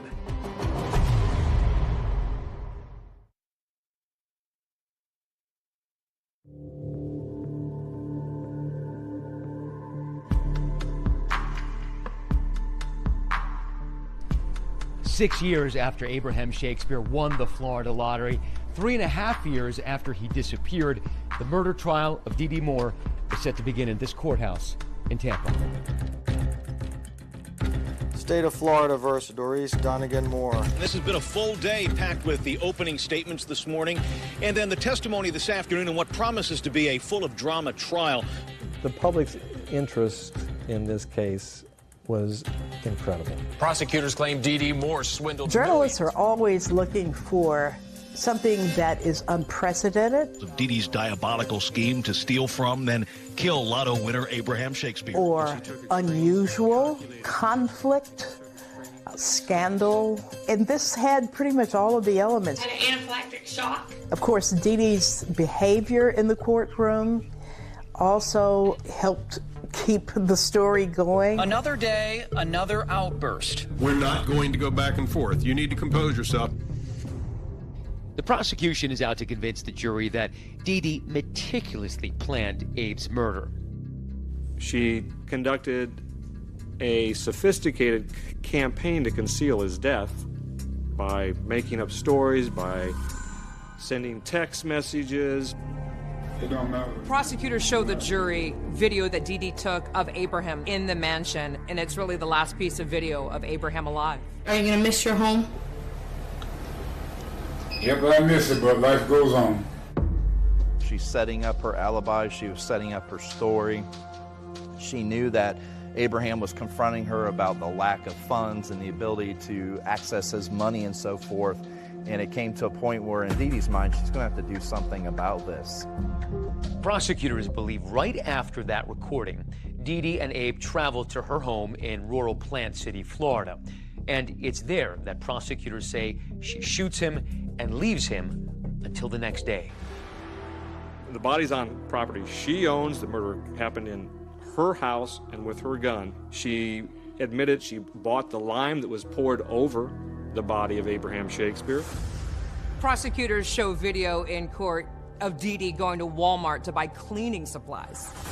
She was purchasing bleach and like latex gloves and I think some shovels to help Mike Smith and Greg Smith dig this body out by hand and dispose of it.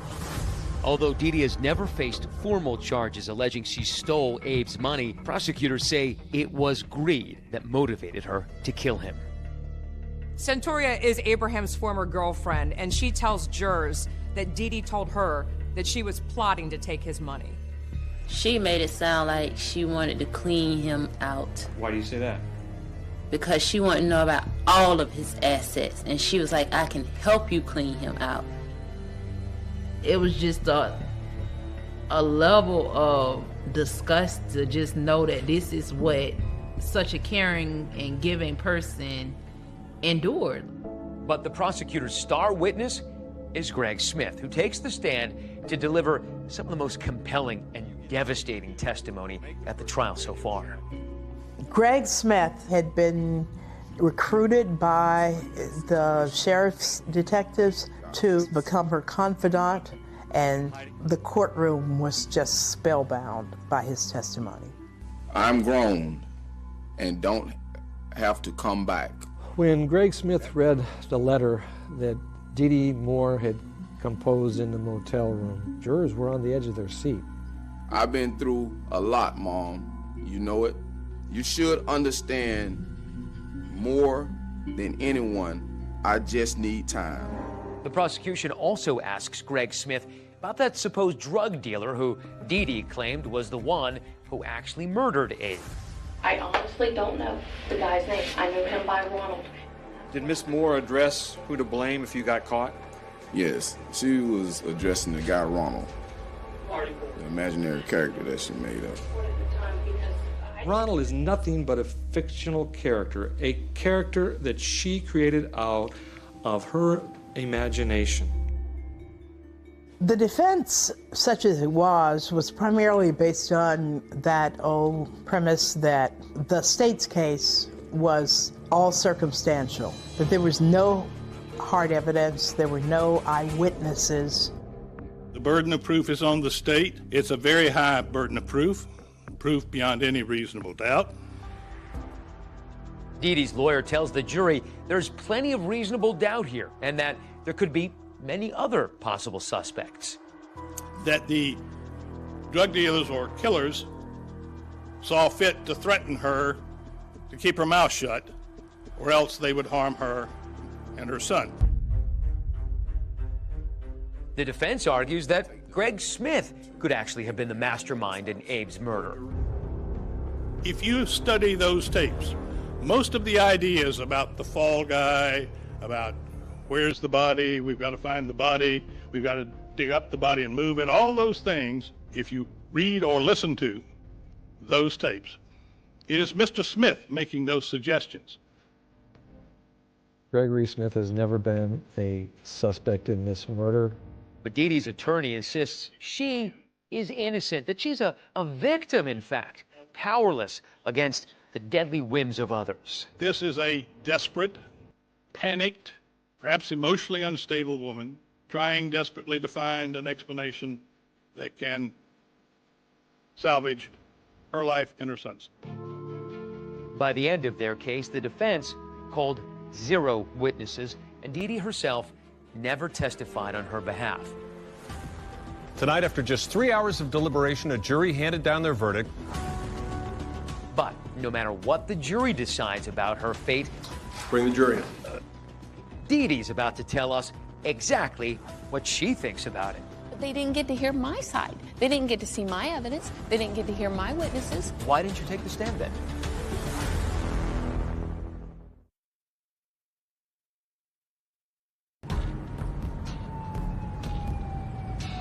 After almost 2 weeks of this roller coaster murder trial, it's now up to the jury to decide Dee Dee's fate. Bring the jury in.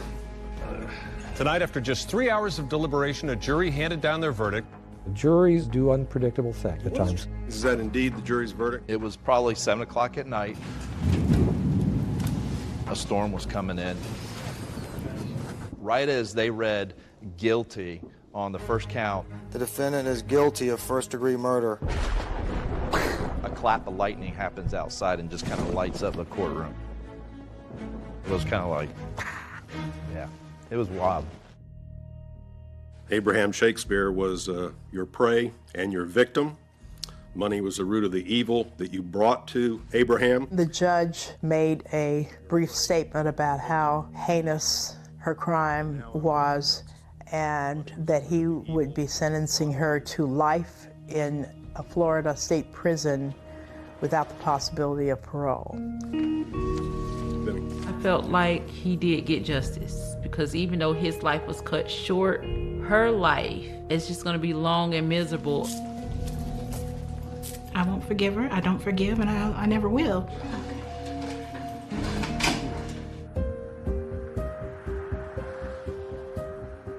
Convicted murderers rarely talk while they still have appeals left, but then again, Dee Dee Moore is no ordinary murderer. I'm not nervous.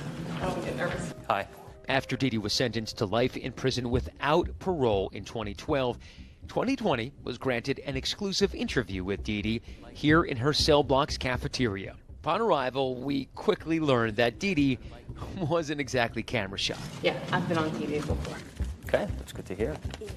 You're a pro. Let me show you this. And this is fan mail. This is people... I have more than fan mail. I have a movie producer doing a big TV screen production of my case. Despite that jury taking less than 3 hours to convict her, Dee Dee vehemently maintains her innocence. I think people are complete idiots that think I had anything to do with it. I really do. When the guilty verdict was read, what went through your mind? They murdered me by the hands of justice. I'm murdered. You might as well kill me, because this is no type of living in here. Because I would never harm another human being. I would never hurt nobody. I liked Mickey Mouse and Donald Duck and Disney. I like Tinkerbell and kind things. I'm not a mean person. After a 2-week trial filled with damning audio and video evidence, I wondered if Dee Dee might finally come clean about what really happened to Abraham Shakespeare. Did you murder Abraham Shakespeare? Absolutely not. Did you bury him in your backyard? Absolutely not. Why are you laughing? Because... A man is dead. He's been murdered, yes, clearly. Yes. And you're laughing. Yeah. Because I find it entertaining that people are that ignorant. Because there are so many things that proves my innocence. You ended up in his house with all the rest of his money. Then he ended up dead in your property. Okay. But shot by your gun. You don't find any of that unusual or odd? Absolutely not, considering the people he hung around. I only knew this man for 4 months, and I'm just gonna, oh my goodness, I met this man, and you know what? I'm gonna plot a murder in 4 months. Do you understand how listening to you is bewildering? Well, do you understand how listening to you is just, it sounds like a bunch of stupidity? So if Dee Dee's claims are so convincing, why didn't the jury buy it?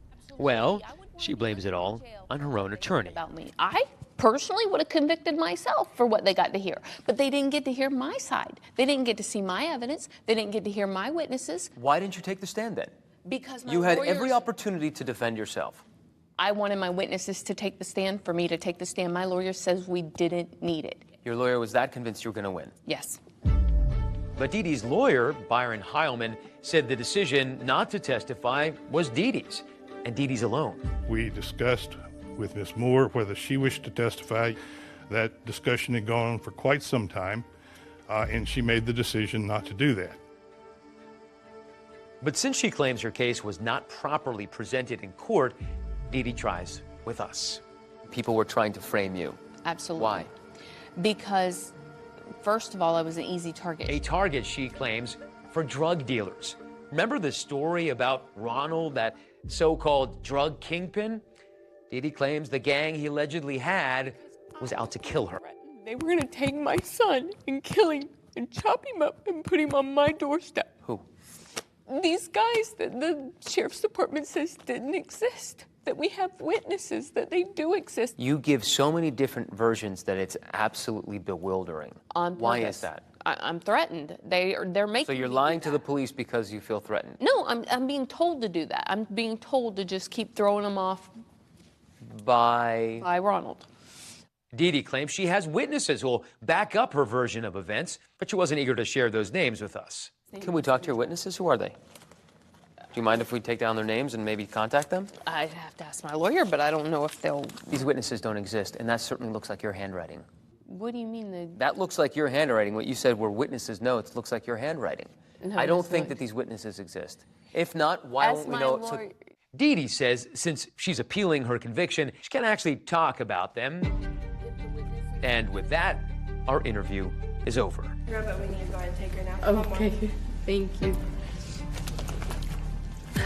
Well, it was nice meeting you. You too. Dee Dee may not have been willing to share her evidence of supposed witnesses with us, but she's going to get a chance to present her claims in court. Is going to be back in court today. Dee Dee Moore will try to convince a judge to give her a retrial. Will it be enough to get her murder conviction overturned?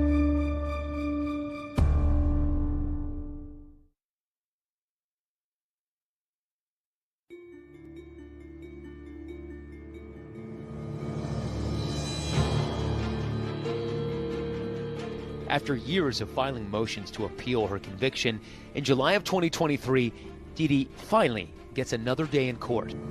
Dee Dee Moore is back in a Tampa courtroom demanding a new trial. Dee Dee tells the judge that she was framed by investigators who were paid off by those drug dealers that she alleged were doing business with Abraham Shakespeare. They're being paid under the table because cocaine dealers can afford a lot. The investigators denied Dee Dee's allegations. I have never heard of anything of this corrupt drug network involving Abraham Shakespeare or corruption within either of our departments. It's absurd. That's the stupidest thing I've ever heard. The judge denied Dee Dee's request for a new trial. But that wasn't the last time we heard from Dee Dee. More than 12 years after we first talked in Florida, we spoke to Dee Dee again on a call for prison. Tell me, how are you? I'm fine. I've been working on my case, and I've got my appeals out, so I'm waiting patiently. How long have you been incarcerated in jail and in prison at this point? 14 years. You still do not admit that you murdered Abe Shakespeare? Absolutely not. I didn't. 14 years is a lot of time to think. Do you ever go back and think about Abe, about Abraham Shakespeare? Absolutely. Yeah. It was wrong. There was no reason for him to pass away over money. But for them to lie in public and say that it took his money, the whole situation was so stupid. You murdered him and you've taken zero responsibility. And you're saying, like, in past tense, that it's so sad he had to pass away. Abraham Shakespeare did not pass away. Abraham Shakespeare was shot at close range. Everything they said in jury trials was not true. I thought that you might, Remorse? more than a decade after our interview, have some remorse, some reflection about what had happened. That maybe there was a little bit of softness in your heart about Abraham and about your responsibility here. There is plenty of softness in my heart. She is still as adamant as she ever was that she was framed, that Abraham Shakespeare was murdered by someone else. She denies taking Abe's money. She denies doing anything wrong. Abraham Shakespeare not only lost his fortune and his life, he lost the chance to see his children grow up. Everyone, thank you for coming. The funeral was very emotional. It was a celebration of his life, but it was also very sad to learn that he was killed for his money. Was just something that everybody could not understand. He was a kind-hearted person who genuinely wanted to help people. He helped tons of people in this city. He kept people from going into foreclosure. He paid light bills, phone bills. He honestly did that. Imagine just spending your last $4, which is what Abraham Shakespeare did on those lottery tickets, putting your last money on a far-fetched dream. Abraham did a lot of good with some of his winnings. The favor wasn't returned to him. He was a wonderful man. Yeah. He will be sorely missed. I'll never forget, after they found him, I remember having a dream And I remember in the dream telling Abraham, oh good, you can come with me now. And he kept saying, no, you'll be okay. That was enough for me to believe that I'll be okay. I really miss him today. I really just need to hear his voice today. I just want him, like, bring him back.